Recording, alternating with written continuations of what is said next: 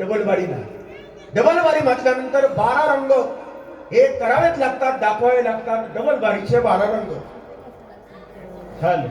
पण रंगातला एकमेव रंग असा आहे, तो सगळ्यात रंग भारी आहे. तो रंग म्हणजे पांडुरंग. त्या पांडुरंगासाठी एकदा जोरदार टाळ्या वाजवून बघा.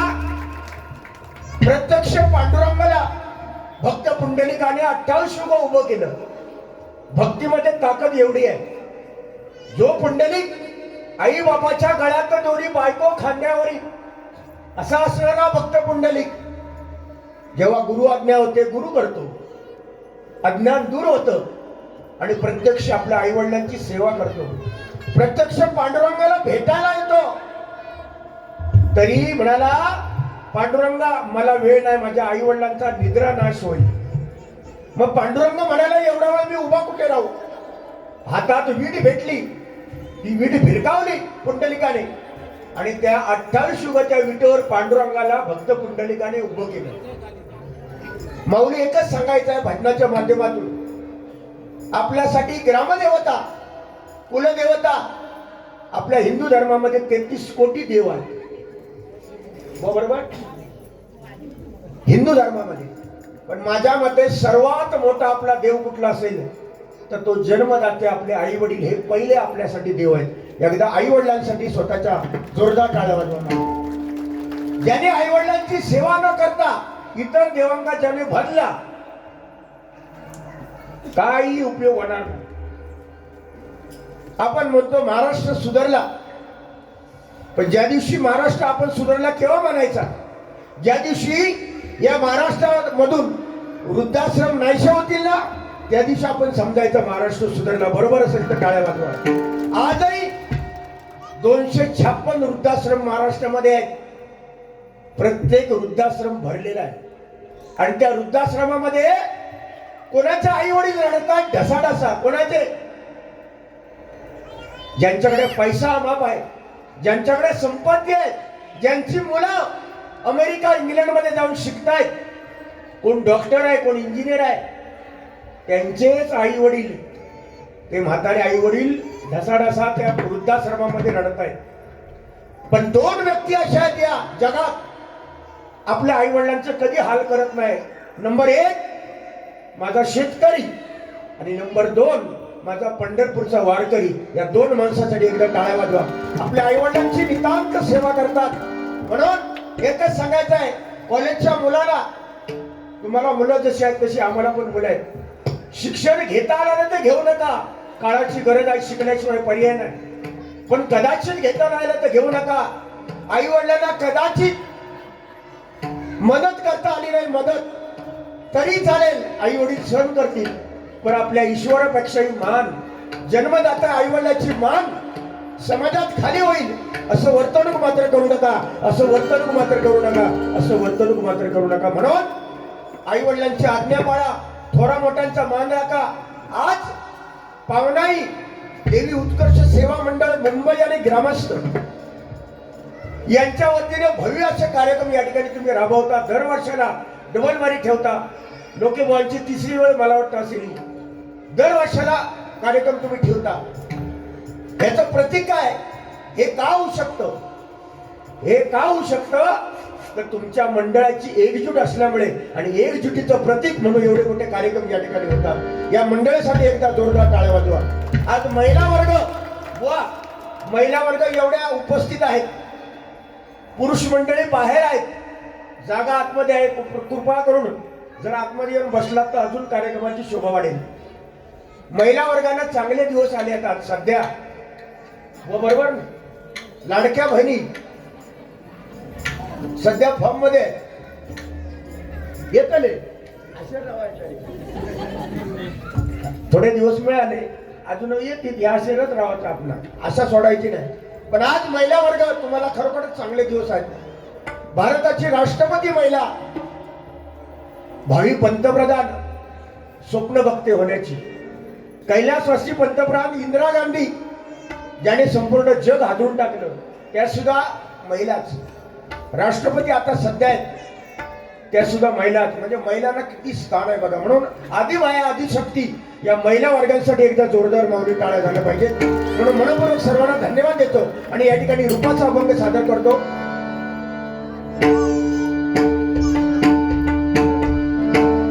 काही लोकांचा समज असणार की लोके बोला काहीतरी बोला, काही लोकांचा असतं ना, कारण डबल बारी म्हटल्यानंतर पेटवा, शलाव, उडव, सावंतवाडी साडला तिकडे गेला तर शेलाय शेलाय, तो ते शब्द नाही रे योगेश, शेलाय जैल शेलाय सावंतवाडी साडला. त्याच्या पुढे जरा आलात पुढाळात भुसकाट पाड, त्याच्या पुढे जरा येला कणकवली साडला बुवा उडव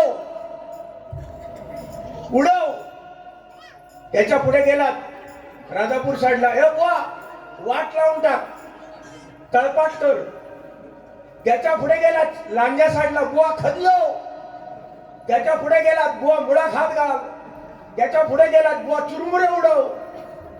म्हणजे हे जो प्रकार आहे तो या कोकणात आहे, पण तो होयच, त्याशिवाय मजा नाही. पण ज्याच्यासाठी आलो ते पहिलं भजन, नंतर बुवा काय म्हणतील त्याच्यावर अवलंबून आहे. रूपाचा भंग.